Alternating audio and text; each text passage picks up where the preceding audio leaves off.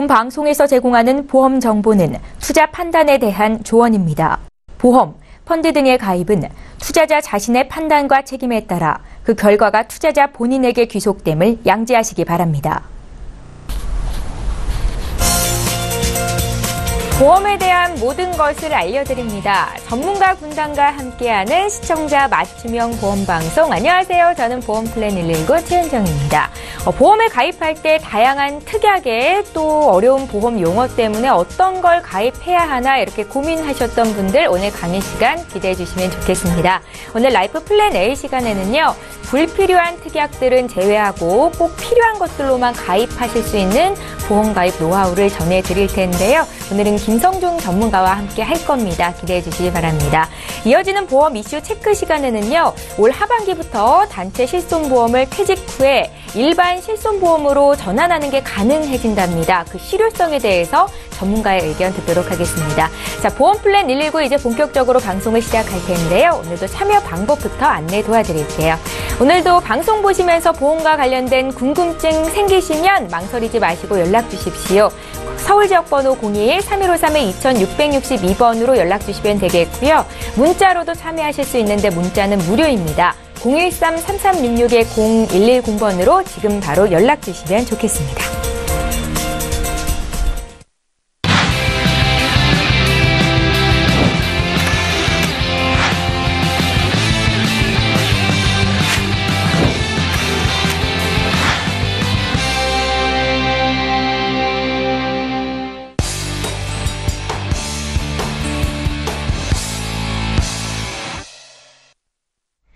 예, 시청자 여러분의 보험 도우미 보험 플랜 119 시작합니다. 오늘도 강의 시간부터 가질 텐데요. 다양한 보험 특약들 중에서 꼭 필요한 특약들은 뭐가 있을지 듣는 시간 되실 겁니다. 김성준 전문가 불러볼게요.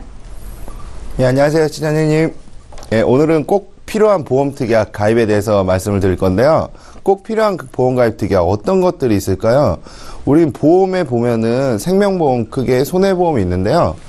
우리 보험 보시면 크게 생명보험이 있고 그리고 손해보험이 있습니다. 가끔 뭐뭐 화재, 뭐뭐 손해보험 이렇게 헷갈리시는 분이 있으신데요. 같은 다 손해보험 맥락이고요. 거기에는 수십 가지 또는 수백 가지의 특약들이 있어요. 보통 대부분 이 특약은 어떻게 쓰이고 저 특약은 어떻게 쓰이는지 모르고 지나가는 부분들이 굉장히 많은데요. 우리가 필수적으로 들어갈 수 있는 우리 진단자금이라든지 또는 수술이라든지 입원 이것만큼은 보험을 가입하실 때 반드시 체크를 해보셔야 되는데요. 그 부분이 어떻게 돼 있나 같이 한번 살펴보시겠습니다. 일단은 우리가 가장 많이 사망 1위에 이르는 암보험. 암보험은 어떤 보험을 선택해야지 좋은 보험일까요? 보면 암보험뿐만 아니라 모든 보험이 보장 기간이 길고 보장의 범위가 크고 그리고 적정한 보험료를 구성을 하고 있어야 되는데요. 암진단비 같은 경우는 요즘 모든 대부분의 이제 보험사들이 유방암, 자궁암, 난소암, 전립선암, 방광암, 요로암 이런 암들은 이제 생식기암이라고 우리가 분류를 하죠. 생식기암이라고 분류를 하고 일부 회사에서는 뭐 유사암으로 분류를 하기도 합니다. 유사암. 그리고 대장정막내암 그리고 나머지는 일반암들이 또는 소외감으로 구분을 지는데요. 왜 유사암들이나 생식기암 그리고 대장전막내암은 일반암에서 작은 암으로 왜 구분이 되어 있냐 하면요. 워낙 많은 진단율과 그리고 발병률을 발생을 하고 있기 때문에 그렇습니다. 이런 암들은 이제 보험회사에서 손해율이 커지기 때문에 점점 담보를 줄여나가고 있는데요. 뭐 생식기암은 오래전부터 많이들 축소가 되어 있고 또 최근 들어서는 대장전막내암도 굉장히 축소가 되어 있는데요. 우리나라에서 2년마다 건강검진 받으시잖아요. 또 의무적으로 받으시는데 건강검진을 하다가 자그마한 용종이 하나 나왔어요. 근데 그 조직검사를 해보니까 그 악성이니 양성이니 이거에 따라서 이제 대장전막내암이 구분이 될 수도 있는데요. 대장전막은 크게 대부분 D코드로 나와요. 나머지 암들은 C코드로 분류가 되는데요. 질병 분류 코드에서 D코드로 나오는데 이런 암들이 너무 많이 이제 간단한 검사로만 발생을 하기 때문에 보험회사들이 자꾸 축소를 하고 있어요. 대부분의 이제 생명보험에서는 이런 생식기암이나 대장전막내암은 소외감 또는 유사암으로 다 분류가 돼서 만약에 예를 들어서 진단자금을 1,000만 원짜리 항부자를 가입을 했다고 하면은 이런 생식기암이나 대장전망내암이 걸리면 20%나 또는 30%뿐이 지급을 안 한다는 얘기죠. 그렇기 때문에 이런 생식기암이나 대장전망내암들도 일반암으로 구성되어 있는 특약을 선택하시는 게 가장 중요합니다. 일반암으로 되어 있는 회사는 대부분 이제 손해보험 회사에서 들어있는 암보험들이 이런 암들을 다 일반암으로 지급을 하고 있습니다. 그렇기 때문에 암 진단비를 선택하실 때에는 반드시 손해보험에 이제 암보험을 좀 선택하시는 게 우리 시청자님들한테 굉장히 유리한 측면이 있고요. 그리고 여기 고해감은 선택특약으로 넣을 수가 있는데 일반암에 비해서 보험료가 굉장히 저렴합니다. 만약 일반암이 1,000만 원당 10,000원이라고 하면은 고해감은 1-2,000원 뿐이 안 하거든요, 보험료가.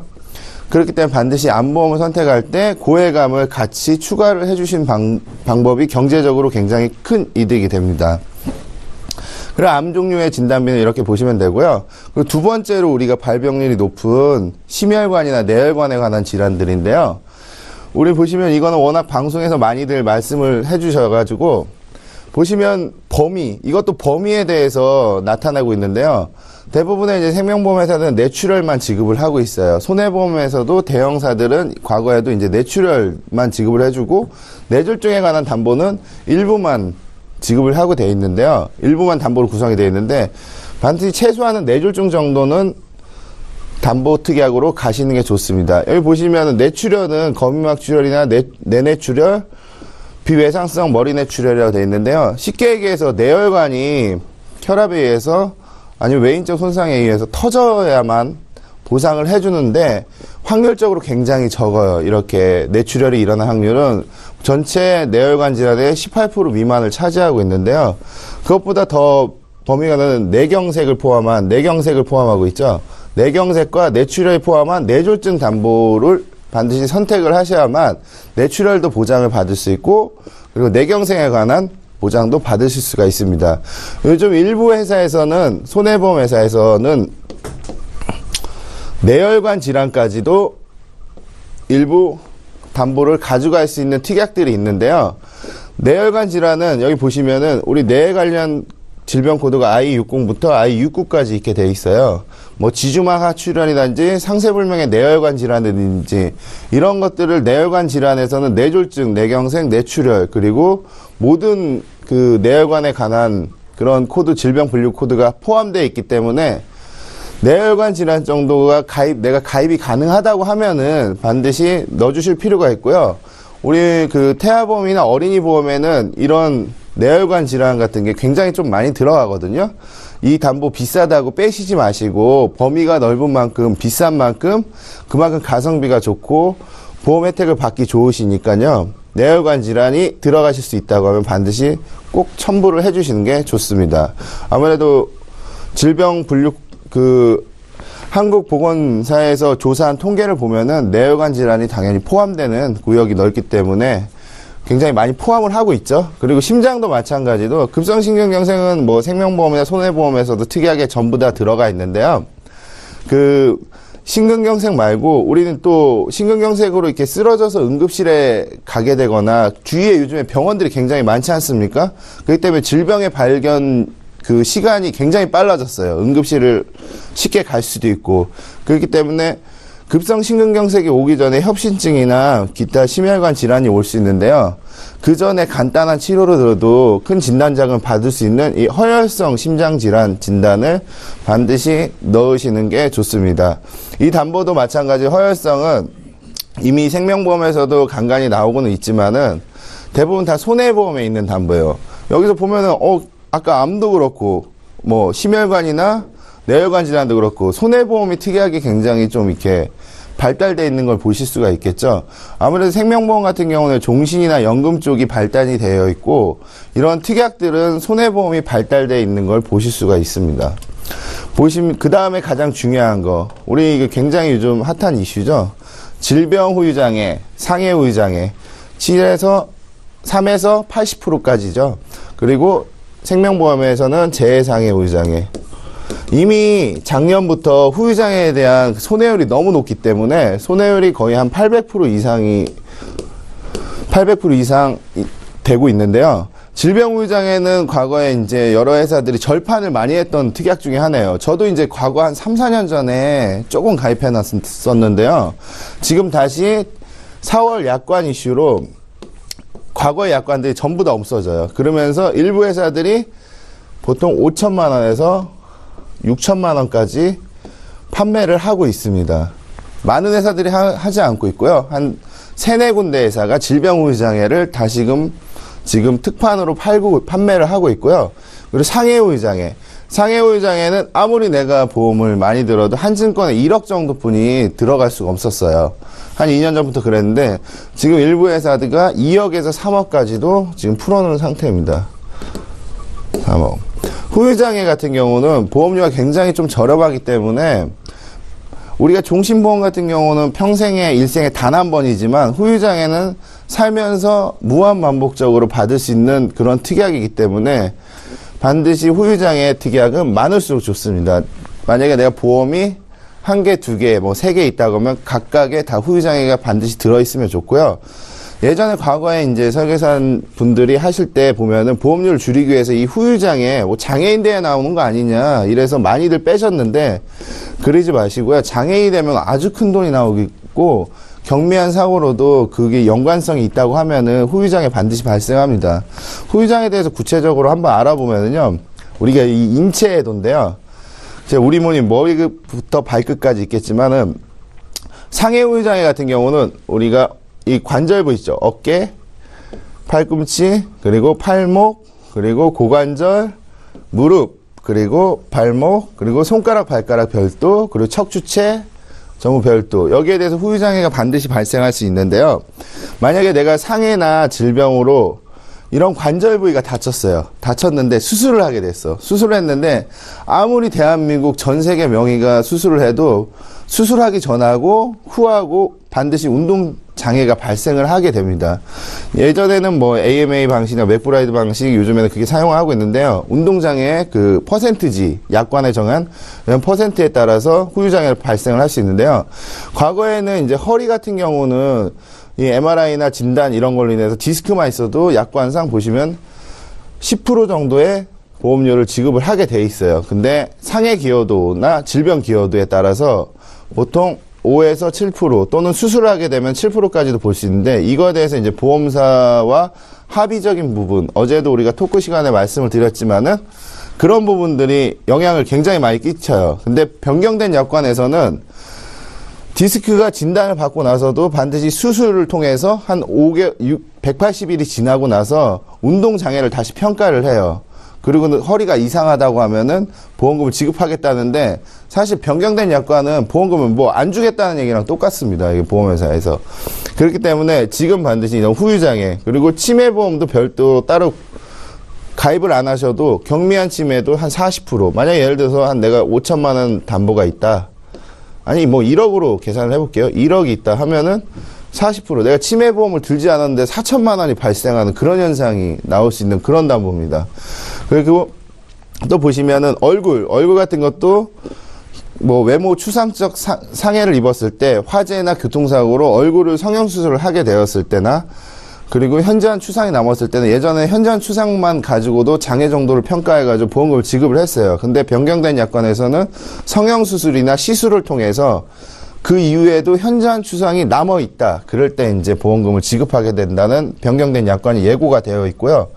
그렇기 때문에 뭐 이런 후유장애는 여기 보시면 또 하나 또 많이 하시는 게 우리 그 무릎이나 이런 거 수술하게 되면은 그 수술비라든지 입원비라든지 실손해서 나가게 되지만 연골 같은 거 수술하게 되면은 인대 같은 데 수술하게 되면 10%에서 30%까지도 또 보험금을 지급받을 수 있기 때문에 이 후유장애는 우리가 살면서 굉장히 한 번쯤은 아니면 2번, 3번쯤은 계속해서 반복해서 사용하실 수 있다는 거죠.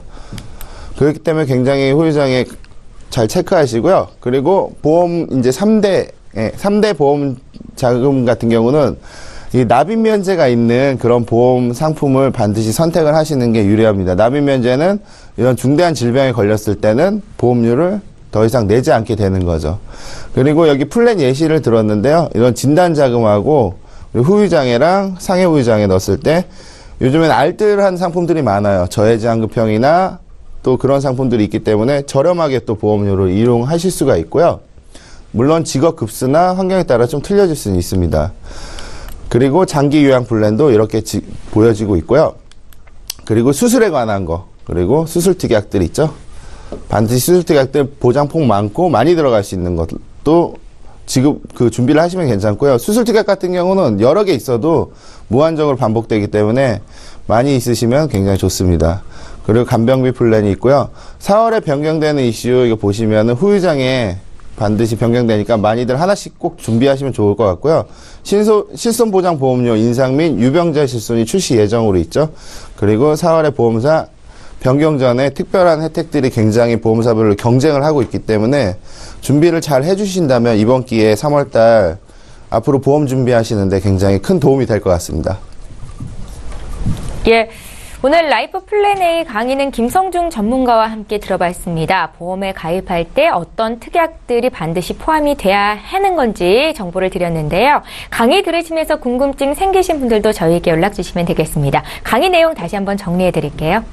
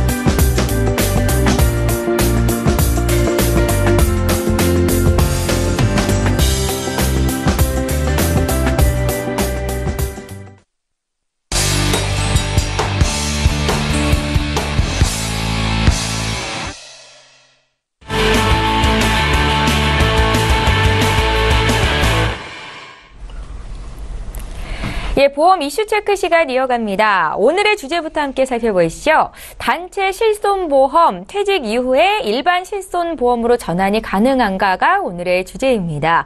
기업에서 직원들의 복지 차원으로 단체 실손보험에 가입을 시켜주는 경우가 있지요. 그런데 올해 하반기부터는 이 단체 실손보험을 퇴직 후에 일반 실손보험으로 전환할 수 있게 된다고 합니다. 전문가는 어떤 의견을 갖고 계실지 이야기 나눠볼게요. 이성열 전문가님, 네. 제가 다시 한번 좀 정리를 해보겠습니다. 올해 하반기부터 개인이 가입하는 실손보험과 단체 실손보험을 필요에 따라서 자유롭게 갈아탈 수 있게 된다. 보험업 규제 개정안이 시행이 된다고 알려졌는데요. 이 내용부터 좀 봐주십시오. 이게 뭐냐면 이제 일단 방송에서 뭐 보험업 개정을 통해 갖고 올 하반기부터 이제 단체 실손보험을 가입돼 있으신 분들이 일반 실손보험으로 갈아탈 수 있다고 이제 방송에서 나왔는데 이거에 대해서 좀 제가 좀 잠깐 말씀을 드리게 되면 여기에 좀 맹점도 있고 이렇게 하게 돼 있어요. 근데 그 일반 시청자분들은 단체 실손보험이 뭔가라고 생각하시는 분들도 계실 거예요. 네.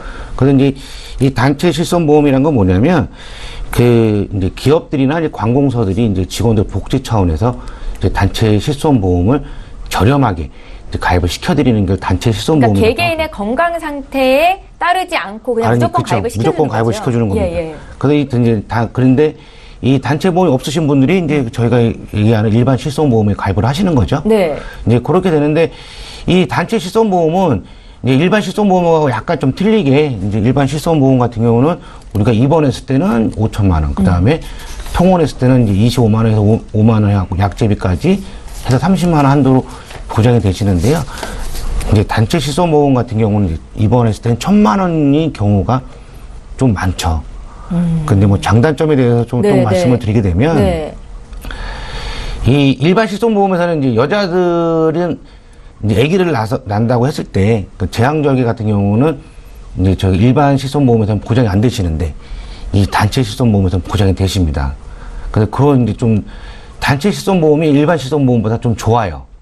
근데 그 저희가 단체 실손보험을 가입을 할 수가 없기 때문에 일반 실손보험을 가입을 하고 있는 실정이죠. 그러니까 내가 회사에 몸 담고 있는 기간 동안 회사에서 나를 위해서 가입해주는 그렇죠. 보험이다라고 생각하면 좋을 것 같습니다. 간략하게 이 단체 실손보험과 개인 실손보험이 어떻게 다른지를 설명해 주셨는데 저희 김성준 전문가께는요. 구체적으로 좀 여쭤볼게요. 단체 실손보험, 개인 실손보험, 노후 실손보험이 있는데 이게 구체적으로 좀 어떻게 다른 걸까요? 단체 실손보험 같은 경우는 아까 말씀을 덧붙이자고 하면은 기업체나 이제 사업체에 대해서 많이들 가입을 하시는데요.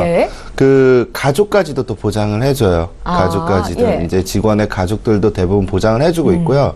그리고 이제 가족 중에 이제 뭐 병이 있으신 분들도 이제 자동으로 일단은 통과가 돼서 보장이 되는 경우도 있고요.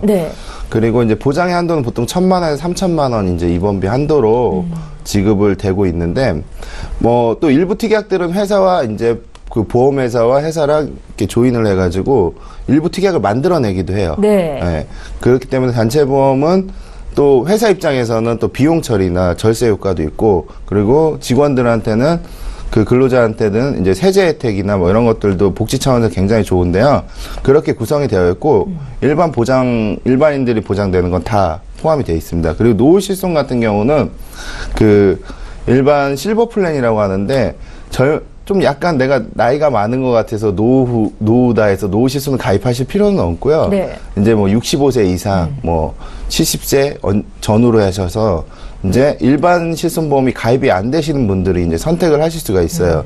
보장 한도는 굉장히 틀려요. 뭐 1억까지도 보장이 되는데 자기 부담금이 이제 30% 정도가 되고 있고 그래서 일반적으로 이제 개인 부담금이 세기 때문에 경미한 이제 치료 같은 경우는 사실 우리 어르신들 보면 병원 자주 다니시잖아요. 물리치료도 받고 어디 아프시다면 그런 거에 대해서 좀 보장받기가 좀 어렵죠. 자기 부담금 세기 때문에. 이 노후 실손을 보면 예전에는 이제 좀 필요했었습니다. 근데 요즘은 일반 실손 같은 경우가 상해 의료비 같은 경우는 이제 70세, 그 다음에 질병 의료비 같은 경우 65세까지 가입을 해드렸는데 얼마 전에 뭐 회사에서 질병 실손 의료비도 70세까지 가입을 가능하게 해주겠다 해서 지금 이제 노후 실손 의료비가 이제 뒷전으로 좀 가고 있는 추세죠. 그러니까 70세가 되시게 되면 상해 의료비랑 일반 질병 의료비도 일반 젊은 친구들처럼 똑같이 가입이 가능하실 수 있는 방법이 생겼어요. 그러니까 나이가 70세가 넘지 않으신 분들을 위해서 일반 실손을 가입할 수 있게끔 제도가 마련이 되어 있다라는 말씀이신 거죠. 저희 보험 플랜 119로 많은 문의가 오는데 그 중에 하나가 회사에 단체 실손보험이 가입이 돼 있는데 개인적으로 실손보험을 또 가입할 필요가 있습니까? 라는 질문이거든요. 이선희 전문가님. 그동안에는 이렇게 했어야 됐을까요? 그동안에 왜 그렇게 이제 이중적으로 가입을 이제 했다고 해서 이제 불만이신 분들이 좀 많으셨는데 왜 그러냐면 이제 단체 실손보험이라고 하게 되면 사람이 정년퇴직을 하잖아요. 정년퇴직을 하게 되면 그 안에 보장을 받았던 거나 그 후에는 아픈 게 있으시게 되면 실손보험이 가입이 안 되셨기 때문에 미리 준비를 해 놓으셔서 실손이 2개 있었던 거죠. 그게 전문가들의 조언이었죠. 저희들의 조언이었죠. 그래서 이제 지금 이제 정부에서는 이런 폐단을 없애기 위해서 올 하반기 때 뭐 전환을 시켜주겠다고 이제 얘기를 하고 있는 지금 상황입니다. 그래서 이제 보면 거기에 대한 좀 맹점을 좀 보게 되면 이게 자동적으로 퇴직을 하고 자동적으로 전환을 시켜주게 되면 상관이 없는데 요게 부분이 직종 5년간 200만 원 이하로 보험료를 수령을 하셔야 되시고요.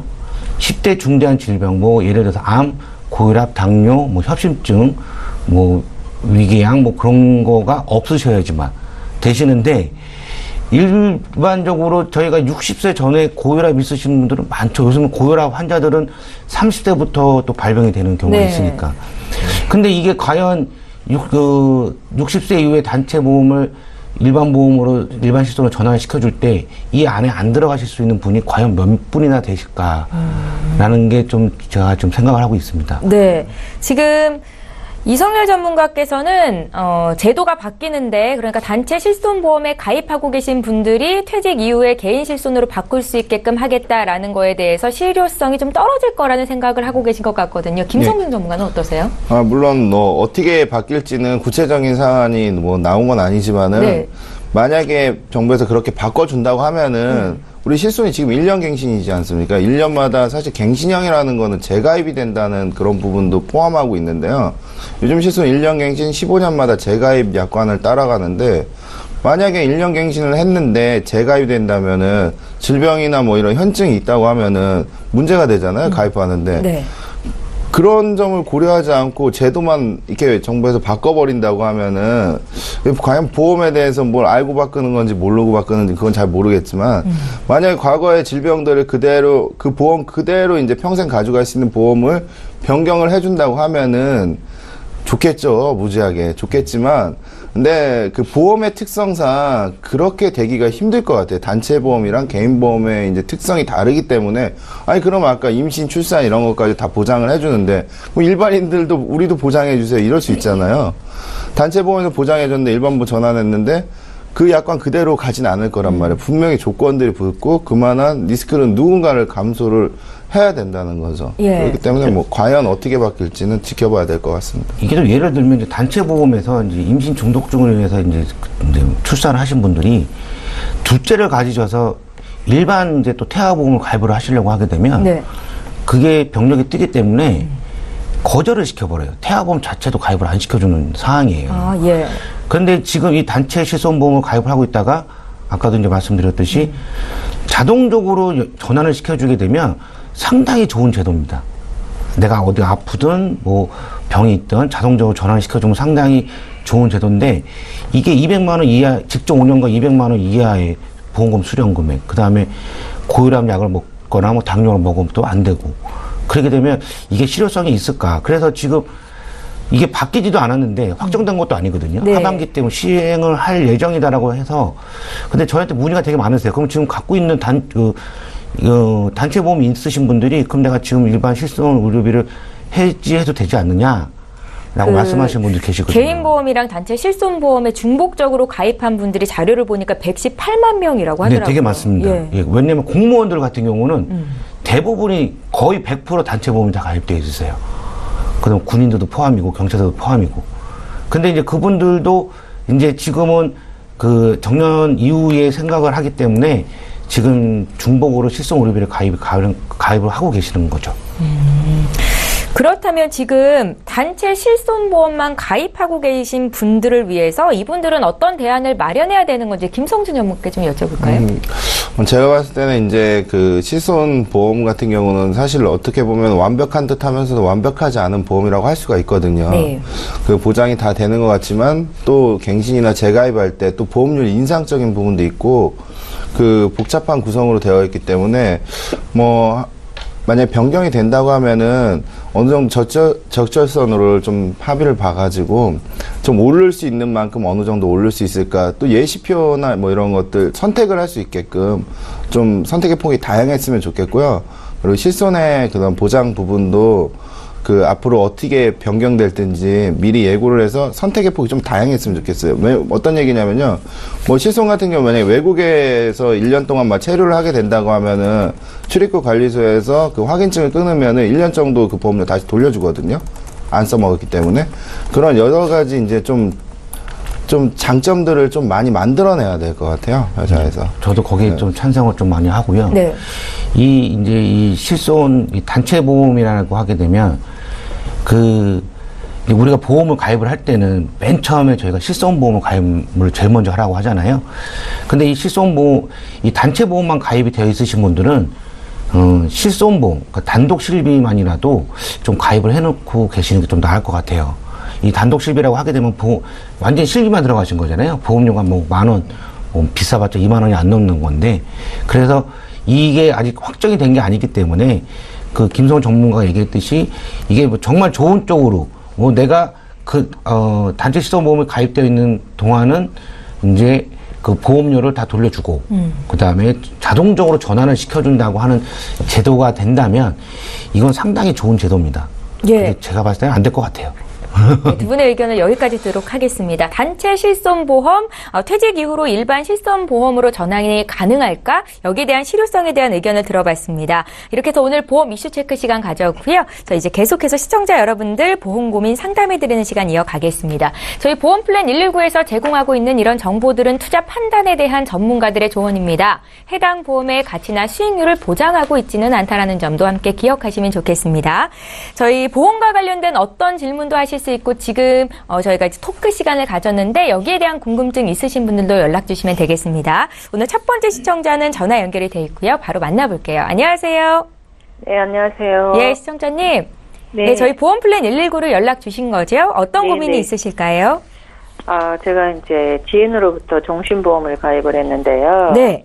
이게 꼭 필요한 건지도 그렇고 보험료가 좀 많이 나가니까 부담이 좀 지금 많이 되는 상태예요. 네. 그리고 이제 제 보험이 지금 이걸로 괜찮은 건지 또 가입해야 될 상품이 있는 건지 그런 거 좀 알고 싶어서 전화드렸어요. 그러셨어요. 시청자님 네. 올해 나이가 어떻게 되세요?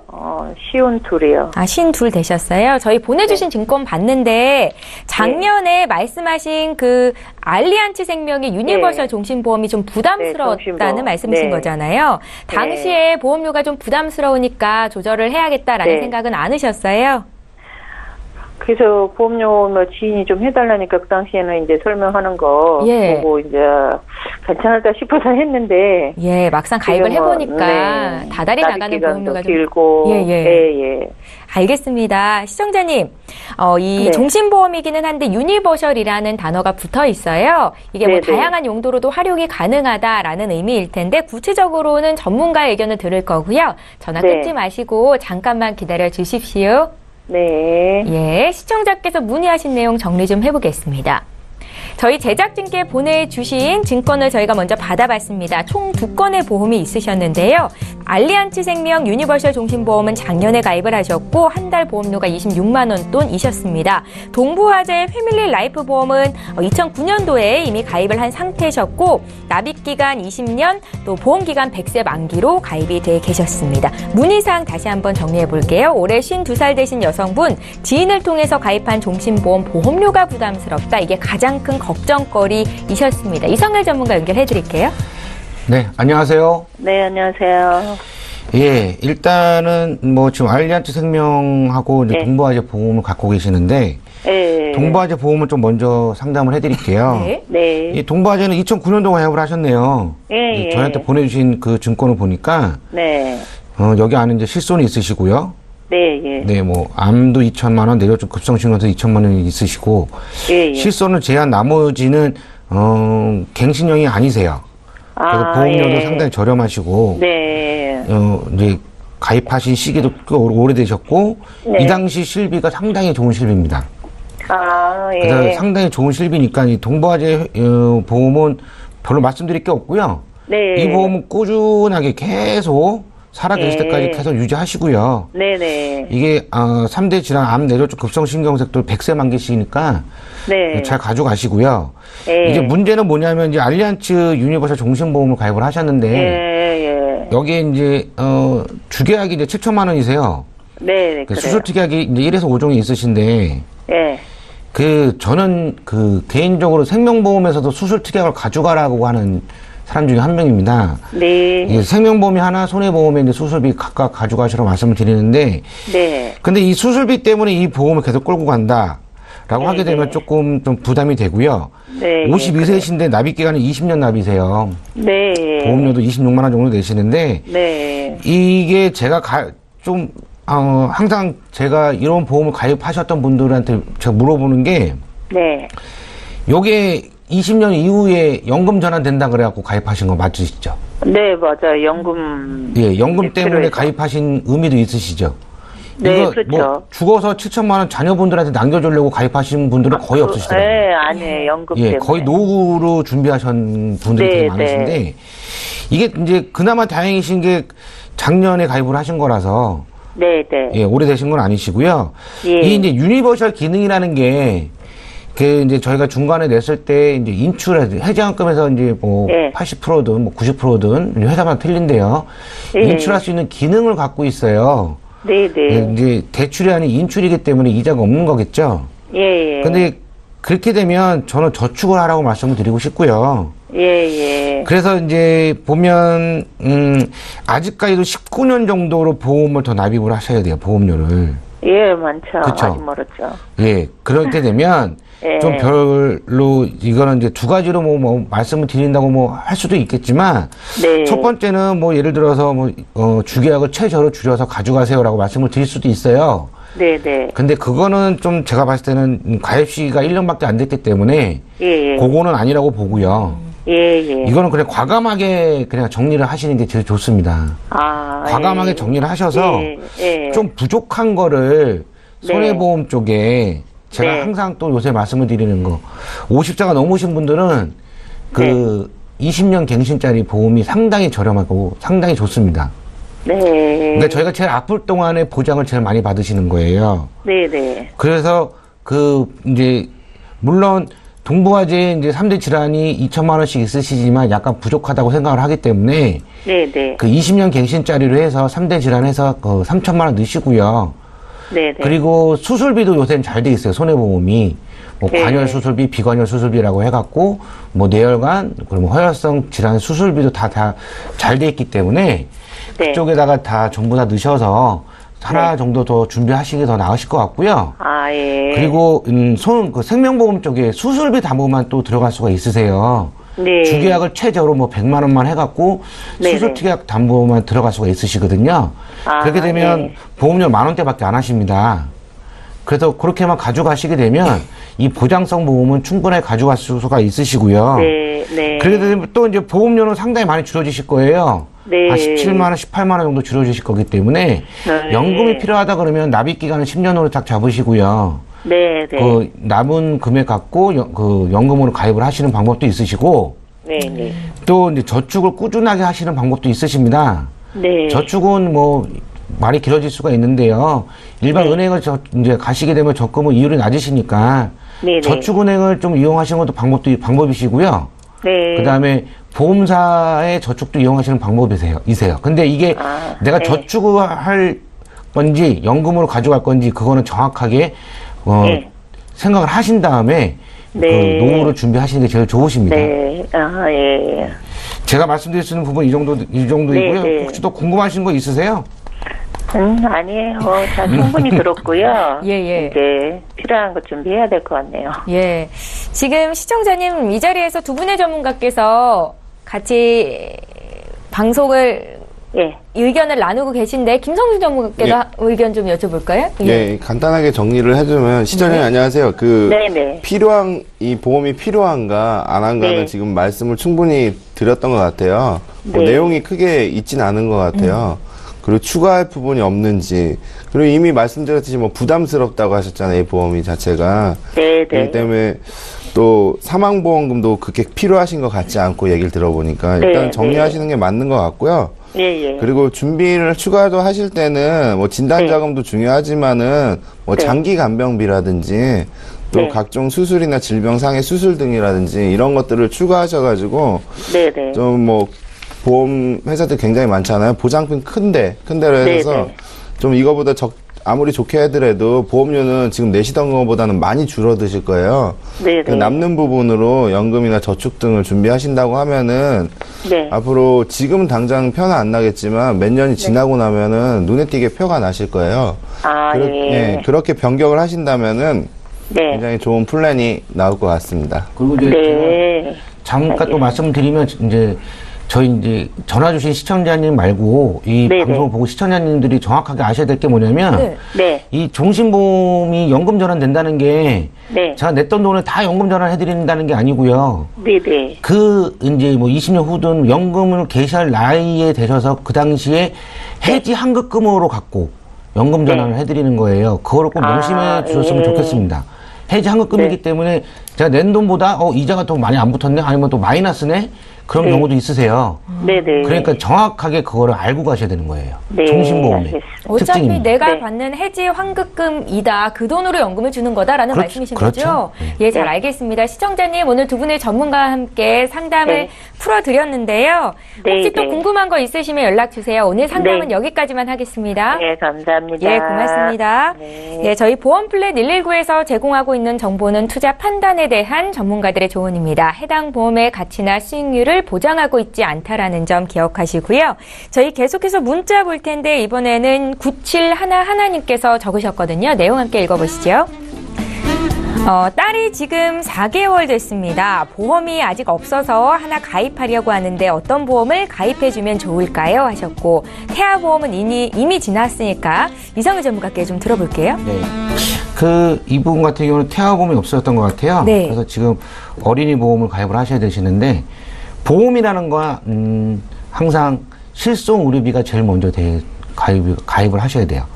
그리고 이 어린이 보험이 좋은 거는 이 성인 보험보다 그 좋은 담보가 많이 들어갑니다. 그래서 이 딸이 가입을 할 때는 뇌혈관 질환 진단비하고 허혈성 질환 진단비를 꼭 넣으셔야 되세요. 성인들은 많이 들어갈 수가 없고 들어간다고 해도 뭐 300만 원 정도밖에 안 들어가는데 애들은 회사마다 틀리지만 1,000만 원에서 2,000만 원까지 받아주는 회사가 좀 있습니다. 네. 그래서 저희가 항상 얘기를 하죠. 뇌졸중보다 좋은 게 뇌혈관 질환 진단비라는 거. 뇌혈관 질환 진단비 안에 뇌졸중도 들어가 있고 뇌출혈, 뇌영택도 다 들어가 있기 때문에 꼭 뇌혈관 질환 진단비하고 허혈성 질환 진단비를 꼭 넣으셔야 되시고요. 그리고 저는 이번 일당도 조금씩 넣으시라고 말씀을 드립니다. 왜 그러냐면 병원에 입원을 했을 때 우리 이제 자기 부담금이 10%가 있는 거를 이번 일당으로 상계를 시킬 수가 있어요. 그렇기 때문에 이번 일당이 뭐 3만 원 정도까지는 들어가시는 게 좀 좋으시고 수술비하고 뭐 진단비, 3대 진단비는 뭐 당연히 이제 들어가셔야겠죠. 예, 그렇게 잘 해서 알겠습니다. 꼭 20년 납 예. 100세 만기로 하셔야 되십니다. 다시 한번 강조하셨어요. 네. 20년 납 100세 만기로 허혈성 심장 질환과 뇌혈관 진단 자금은 꼭 준비를 해야 된다라고 조언하셨습니다. 문자 또 볼게요. 휴대전화 뒷번호 6456님께서 주셨거든요. 내용 함께 보시죠. 오늘 문자를 통해서 많은 분들이 요청을 하고 계신데 이번 문자는 김성중 전문가께 여쭤보겠습니다.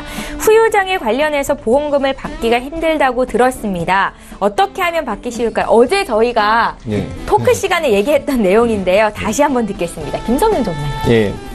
그 후유장애 같은 경우는 당연히 이제 받기 쉬운 담보는 아니세요. 어떻게 네. 보면은 그 장애 관련 그 약관 해석은 약관은 반드시 나와 있는데 이 다친 정도를 가지고는 보험회사가 굉장히 깐깐하게 심사를 해요. 그렇기 때문에 사고 원인서부터 그리고 자료 수집부터 그리고 180일 이후에 어떤 장애가 남냐에 따라서 그 장애의 약관에 얼마만큼 포함이 되냐에 따라서 보험금을 지급하게 되는데요. 만약에 받기 힘들다고 하면은 주위에 이제 손해상사나 아니면은 그 보험 전문가들 통해서 이제 의뢰를 하시게 되면은 그 반드시 다른 부분들은 이제 수술이나 이런 게 동반이 돼야 돼요. 뭐 척추체 같은 경우는 뭐 진단 검사만으로도 발병을 그 진단금을 받을 수가 있고 만약 골절이나 뭐 절단이나 이런 부분들은 명확하기 때문에 그럼 보험회사가 무조건 줘야 되는 부분이고 그렇기 때문에 받기 힘들기는 하지만은 반드시 받아내야 할 담보고요. 그리고 굉장히 네. 보험금을 크게 주기 때문에 꼭 뭐 어느 정도 타협이나 양보도 할 수 있겠지만은 반드시 내가 들어놓은 보험 제대로 받는 게 가장 중요하다고 생각이 듭니다. 예, 조언이 필요하시면 구체적인 내용을 한 번 더 보내주시겠어요? 저희 전문가와 함께 풀어드리겠습니다. 문자 또 볼게요. 휴대전화 뒷번호 9010님께서 적으셨습니다. 구체적으로 남겨주실수록 구체적인 상담을 받으실 수 있는 겁니다. 저는 42살 여성입니다. 제 경우에는요, 얼마나 보험을 준비해야 노후를 준비할 수 있습니까? 추가 납입이라는 제도에 대해서도 알고 싶습니다. 좋습니다. 연금보험 생각하고 계신 분인가 봐요. 이성현 전문가님. 네, 제가 봐도 이제 얼마나 보험을 준비해야 이게 좀 이상한데요. 얼마나 노후 자금이 예, 있어야. 노후 자금이 네. 이 연금하고 뭐 저축 정도로 생각하시는데 42세 여성이시면 저는 이제 많으면 많을수록 좋다고 말씀을 드리는데 항상 경제 그 한 달에 얼마 정도 벌리느냐.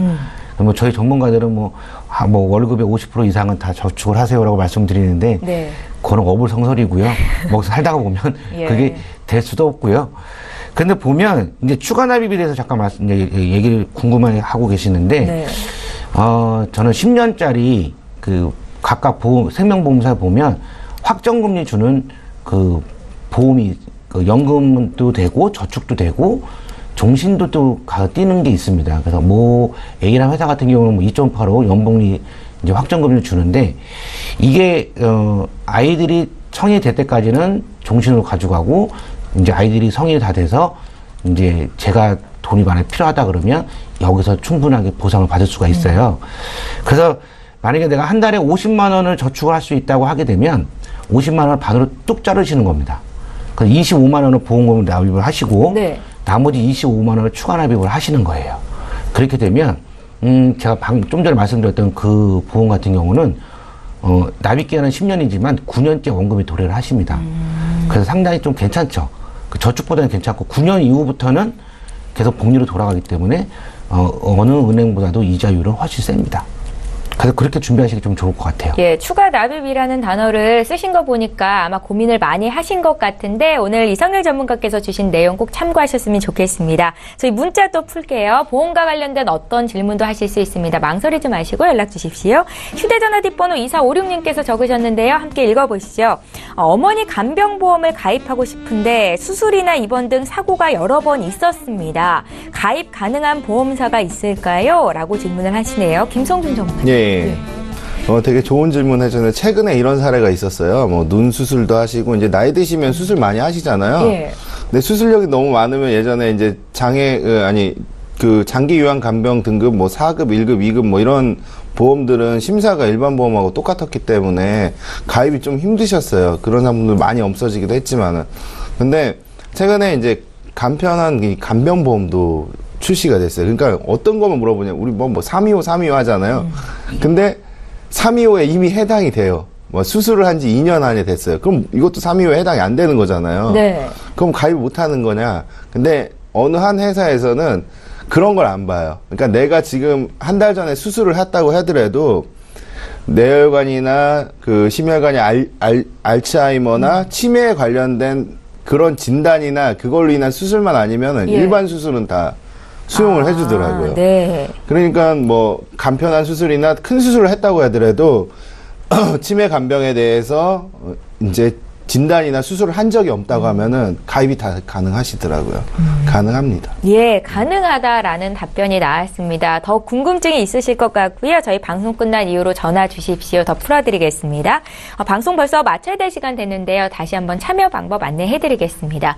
두 분의 전문가와 함께 오늘도 시청자 여러분들께서 문의 주신 보험 고민들 해결을 해봤습니다. 방송 끝난 이후로도 상담 받으실 수 있는 방법 지금 화면으로 나가고 있고요. 서울 지역번호 02-3153-2662번으로 전화 주실 수 있고요. 013-3366-0110번으로 간략하게 문자 남기실 수도 있습니다. 많은 참여 기다리고 있을게요. 예, 보험플랜 119 오늘 저희가 준비한 소식은 여기까지고요. 내일 이 시간에 또 오도록 하겠습니다. 시청해주신 여러분 고맙습니다.